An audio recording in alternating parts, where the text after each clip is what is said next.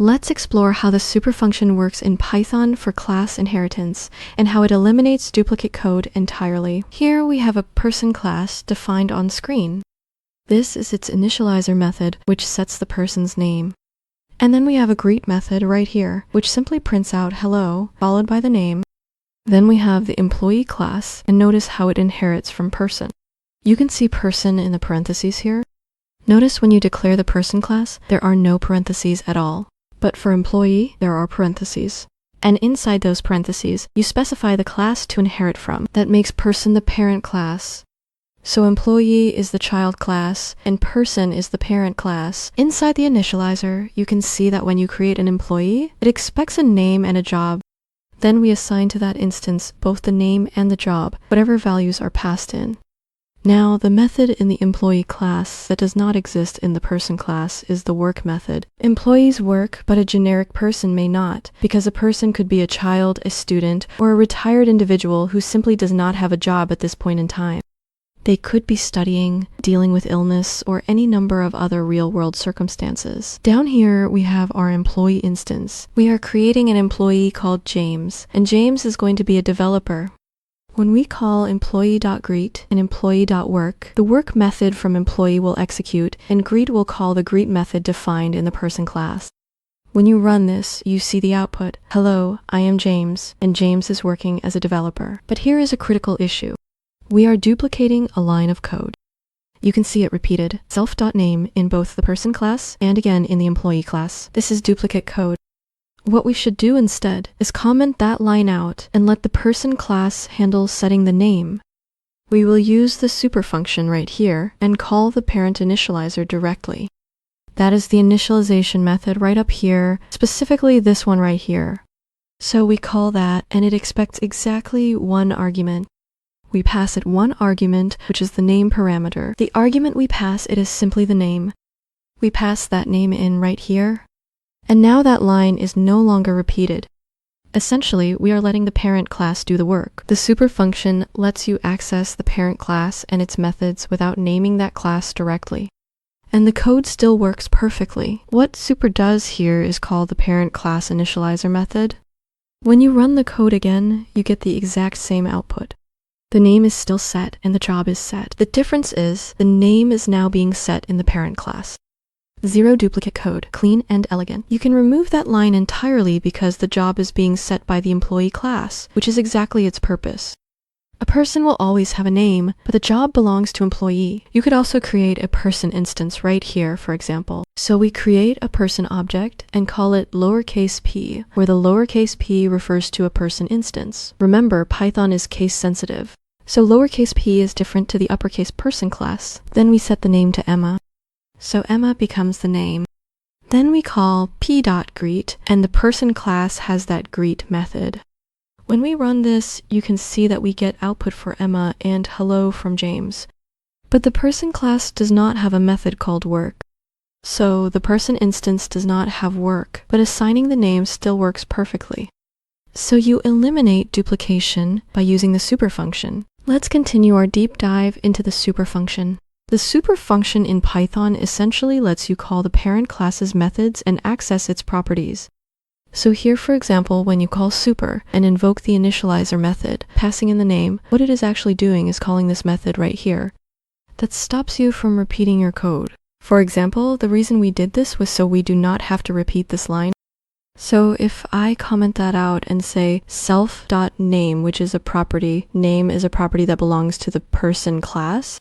When you do that, you can reference the name right here. This line, as you can see, is a repeat of the line in the parent class. There is no point having inheritance if you're just going to repeat code unless you are deliberately overriding some behavior. What we want to do here is we do not want to override anything. We simply want to remove that line. So we use super. Now, the super keyword is not required if you want to be explicit. You can instead reference the class directly, saying person. This is essentially equivalent code. Person, then call the initializer. But there is a problem with this. Let me actually show you the error message so you can see exactly what happens. All I have done is undone the change so you can see what called super before. And now I'm going to change this to person. So we will write person and run this code.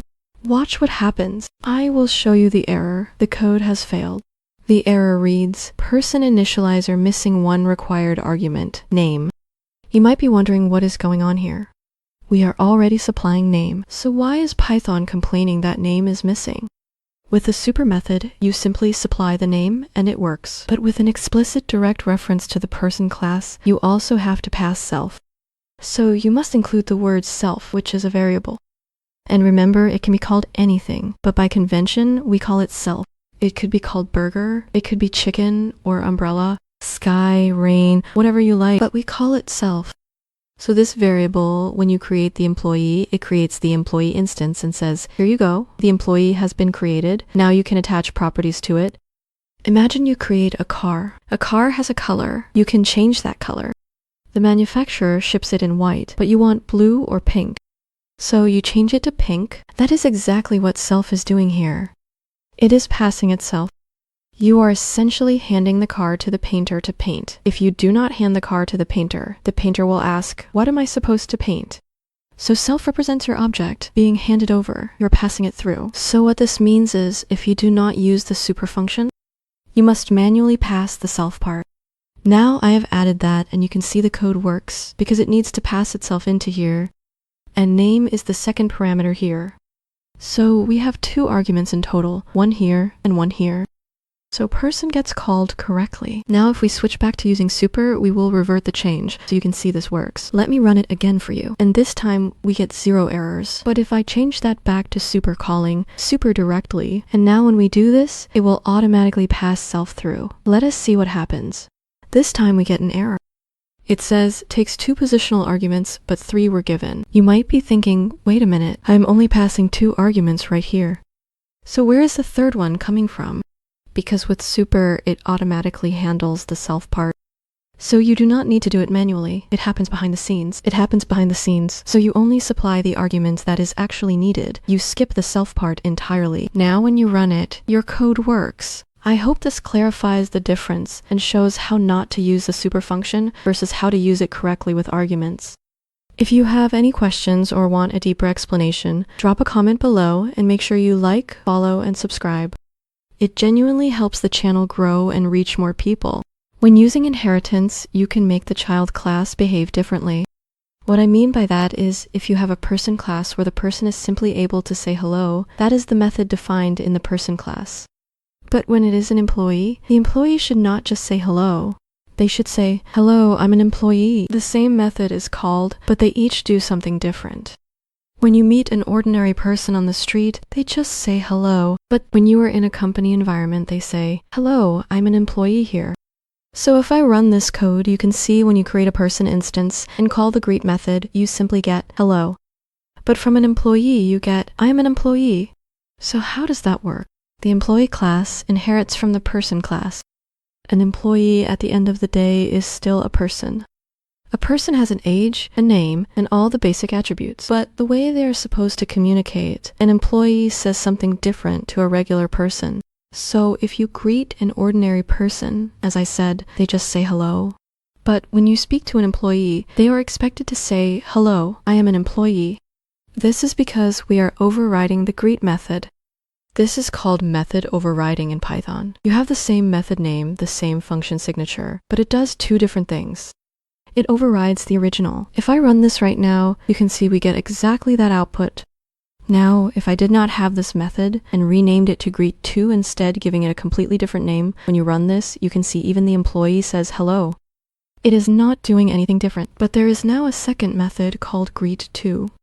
When you run that, you can see we get hello employee. But if you call just greet1, because this is a different method name now, it does not override or shadow the other one. Think of it as replacing greet with a brand new version. When you give both the same name, the child version replaces the parent version, effectively ignoring the parent method entirely. So you end up in a situation where the method is still called greet, but they do 2 completely different things. I hope this makes sense as an explanation of how to override a method in Python simply by using the same name. Continuing from the previous example, you can see we have 2 classes here, person and employee. The employee class is the child class. If you look at how these 2 are declared, you have employee and person. The The person class has no parentheses, while employee over here does have parentheses. Person does not. In those parentheses, you specify who is the parent of this child class. So who does it inherit from? It inherits from person, because an employee is still a person, which means you can make them each behave differently. A regular person can just say hello, but when you greet an employee in a company, they say, "Hello, I am an employee." Imagine walking down the street and talking to a random person. They just say, "Hello, hello." But walk into a shop and speak to staff. They say, "Oh, hello, I am an employee here." So if I run this now, you can see they both do the same thing. You call the greet method. Both use the greet method, same name, nothing has changed, yet they say different things. Person says hello, while employee says I am an employee. And here is exactly where the magic happens. This is where we are declaring that this person is a person instance. An employee is an employee instance. What you can do is make the greet method an employee do considerably more than person's version. You can make it do entirely different things. So here you could say, also include the name of the company. With the company name added, you can say, employee greet should now say, I am an employee of, then append the company name and finish it with an exclamation mark. So now it reads, I am an employee of such and such company. Now, a few things have changed. You can see employees greet now has an additional parameter, while persons does not. So when you try to run this code now and call greet on employee, it will error. Let me show you that. We get a type error. Employee.greet is missing one argument, company. So we need to tell it which company. The error occurred on this line. That one worked fine. You can see it printed hello, but this one has failed. So we need to say that we work for Google. We are going to pass Google in right here. And now when you run this, it says, hello, I'm an employee of Google. While the person class simply says, hello. I hope this is making sense. It is the same method signature across both classes, but they are doing two completely different things. This one expects an extra argument, which is the company name. That feeds into this parameter, and that gives you a completely different output. If this has expanded your knowledge, please like, comment, and subscribe, follow to help reach more people and support the channel's growth. Your support is truly appreciated. How do you override a method in a child class, but still call the parent method? In Python, this is incredibly easy using the super method or function. Right now, what we have is the person class and the employee class, and they can both greet, but the greet method in the employee class is different.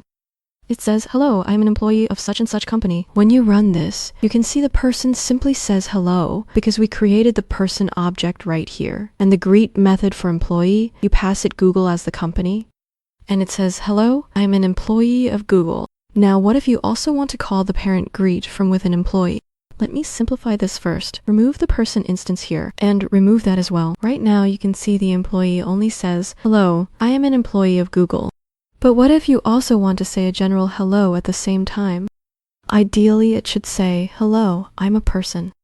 And then also say, hello, I'm an employee of this company.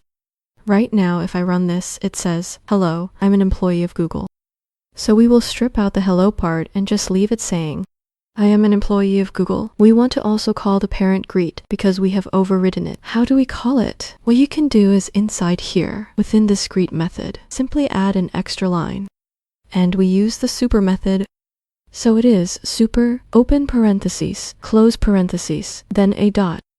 And then you get access to greet. What the super method does is give you access to the methods in the parent class, which is the person class. So we call the greet method. And because it is a method, a function call, we add the opening and closing parentheses. And now when you run this, you actually get that function executing in the parent class triggered from the employee class. Because we are only calling greet from employee, that in turn calls the person method. So it says, hello, I'm a person. Let us clean that up so it reads correctly. So I am a person. And then it also says, I'm also an employee of Google. So they are a person, but they also work for Google. This is exactly how you call a parent class method from a child class. We are using super here, but you could also do it explicitly. You can call the parent class directly, person. So replace super with person and remove the extra parentheses. Then here, you simply need to pass self as an argument, transferring the object reference itself. The syntax is slightly different. When you run this, you still get the exact same output. Personally, I prefer using the super method. So use super right here, then call greet, and you do not have to manually supply self. Python handles that automatically behind the scenes. So it becomes clean and concise, and when you run this, we get the same output. I hope this makes sense. Use the super method to call the parent method. But make sure you do it from within the overriding method, because otherwise there is no clean way to call a specific parent method from outside the class. This is the most user-friendly way to do it. Let us explore the basics of inheritance in Python. Here we have an animal class, and an animal will typically have a name and one key behavior, the ability to eat. Now, from that animal class, there can be many different types of animals, like a dog or a cat, and a dog behaves very differently to a cat. A dog can bark, but a cat can meow. So what we are going to do is create a dog called Charlie and a cat called Milo, and we will have the dog eat and the dog bark, and the cat eat and the cat meow. If we run this, you can see Charlie is eating, and Charlie is saying woof, while the cat is eating and the cat is meowing. Here you can see the eat method is only defined once. You do not see eat defined in either dog or cat, but the dog has a bark method and the cat has meow. So now, can the dog actually do a meow? Let us find out. When you call meow on a dog, you can see there is no method called meow. There is only a bark method. And conversely, can the cat bark? When you look at the cat and check whether it has a bark method, no, the cat cannot bark. This is inheritance in action in Python. Both are animals, but one is a dog and one is a cat. What they share in common is eating. They are both able to eat, and they do it in roughly the same way, even though they eat different things. That is a separate matter, but as an example, they both share the eat behavior, while barking belongs only to the dog, and meowing belongs only to the cat. A dog cannot meow. Well, depending on the videos you have seen online, you might argue you have seen cats bark and dogs meow. But in general, the rule holds. Dogs bark, cats meow. This is inheritance in action. The base class is animal. Dog inherits from animal. Cat also inherits from the animal class. Now, in theory, we can actually make the cat bark. We can say cat actually inherits from dog. When you run this now, the code still works. But now what you're able to do is when you access cat right here, you can see the cat actually is able to bark. So now Milo says, woof. This ties in with those viral videos across social media where cats do bark, and it is genuinely hilarious. We just made the cat inherit from dog. So essentially, this part has now shifted to dog. It is no longer inheriting just from animal. It is now also inheriting from dog. It is just like how you inherit traits from your parents, whether that is hair color, height, or weight. You might inherit your parents' traits from both parents or just one of them. This is the exact same concept in Python. If this video has added to your understanding, make sure you like, comment, subscribe, and follow for more content like this. Let us look at the isInstance function, which is incredibly useful for determining the type of object you are working with. In this example, we have created an animal class right here. This is the animal class, and then we have the dog class and the cat class. Notice the cat is also an animal. The dog is also an animal. This is inheritance in Python, and animal is the root class. It is the starting point. It is the root of all the other classes we have defined here. An animal can have a name and it can eat. Those are the two properties, and eat is the method, the action that an animal can perform. Where things diverge is that a dog can bark and a cat can meow. So we create a dog called Charlie, a cat called Milo, and then the dog eats, the cat eats, but here's where they differ. Bark belongs to dog, and meow belongs to cat. So for example, with cat, when you type cat dot and look at the options, you can see there is no option for bark, because the cat class does not have a bark method. Now, you can make the cat behave like a dog. Right now, the cat is inheriting from animal, but what if we make it inherit from dog instead? Now, if I look at cat and do cat dot, you can see the cat is now able to bark, which you might have seen on some viral videos online. Cats barking is funny. But let us change it back to cat being a type of animal. So we replace that back to animal. What I really want to show you is this diagram. A dog is an animal, and a cat is an animal. Now with these variables, notice the capital letter for the class name, but the variable is all lowercase. So lowercase dog is different to uppercase dog because Python is case sensitive. So dog, all lowercase, is a variable, while dog with a capital D is a class name. You can see the dog class begins with capital D. Now, when we call isInstance, we are asking, is the variable dog, all lowercase, an instance of the dog class? In other words, is there a dog object stored in this variable? When you do this, you get true. Next question, is dog also an animal? Interesting question. Is dog an animal? Based on our diagram, you can see that yes, it is an animal, because dog inherits from animal. So in Python, you declare the class name. Inheritance works by putting the parent class name inside the parentheses. The one in parentheses is the parent, the one being declared is the child. Notice the parent does not inherit from anything, so you can simply omit those round parentheses. Now, is dog a type of animal? The answer is true, of course, because a dog is an animal. Now let us ask, is cat a type of dog? So in this variable, we are storing the cat instance. You can see that cat is created from this cat class right here. So when we ask, is cat a dog? The answer is, of course, false. It is not. Cat is not a dog, but let us change things so that cat now inherits from dog instead, and put that in and run this. And now when we run this, that result will change to true because cat is a type of dog, and there it is. It inherits from dog. And you can also ask, is cat an animal? Yes, it is, because there is a chain here. Cat is the child, dog is the parent, and animal is the parent of dog. So animal is like the grandparent. It goes child, parent, grandparent. I hope this makes sense. You can verify object types using the isInstance function to check whether the object stored in your variable is of a particular type. Let us look at the Issubclass function in Python versus isInstance.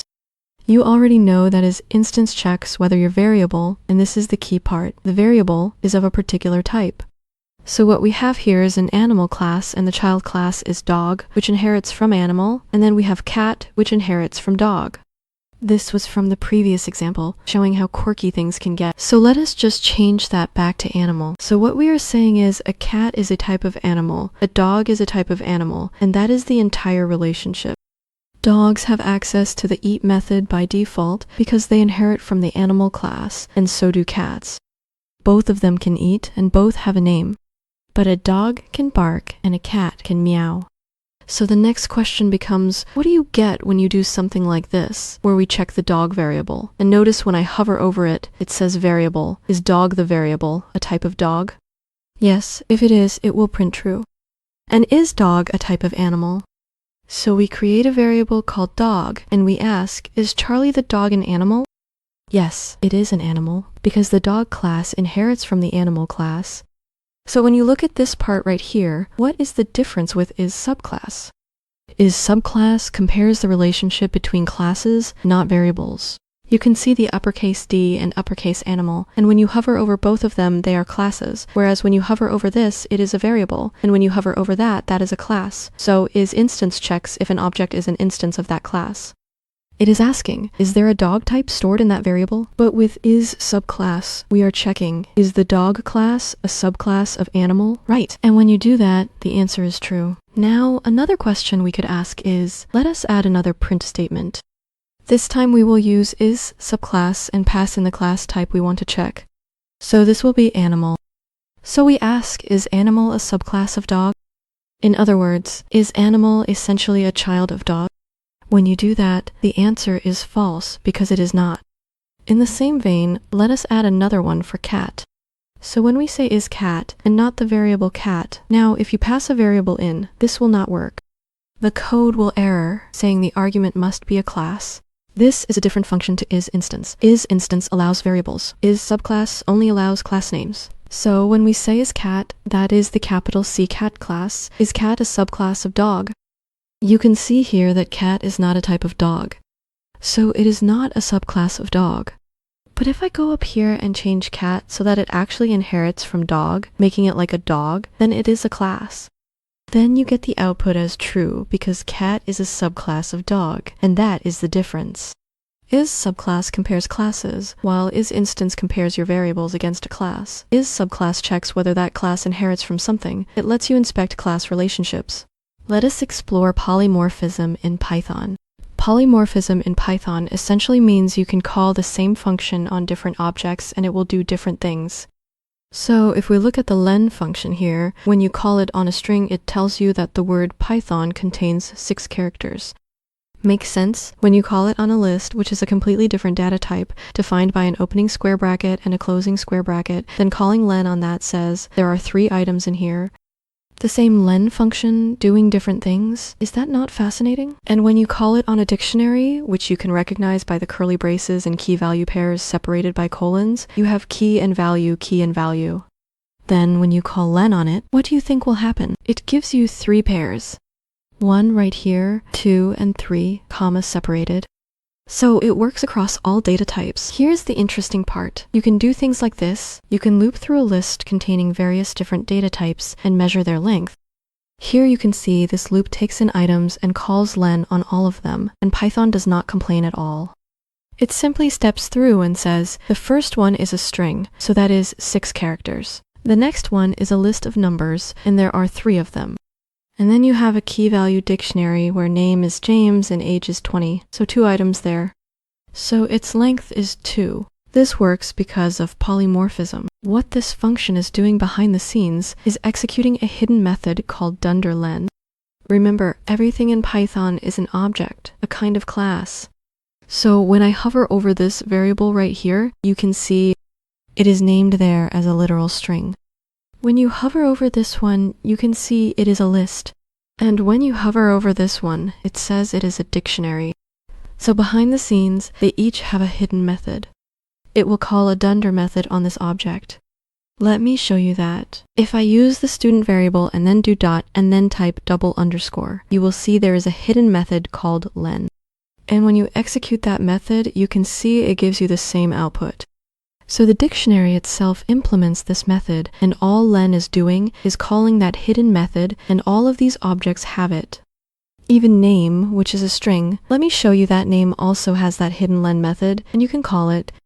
That is all len is doing. It is simply a convenient, user-friendly way to call this hidden method, and that convenience is enabled by polymorphism. Each of these classes implements it, and that is why len can call them all. They all share the same method name, which can be executed the same way, and that is all len is doing. I hope this makes sense. It is a challenging concept, but hopefully you're starting to see how this works, and the same applies to a list here as well. You can see that if I do fruits dot, you can see there is that same hidden len method, which the len function simply calls. And just to prove it, I will run this again and do a print on this one, and you can see we get the same output. Keep watching as I break down this complex topic in more ways so you can fully master it.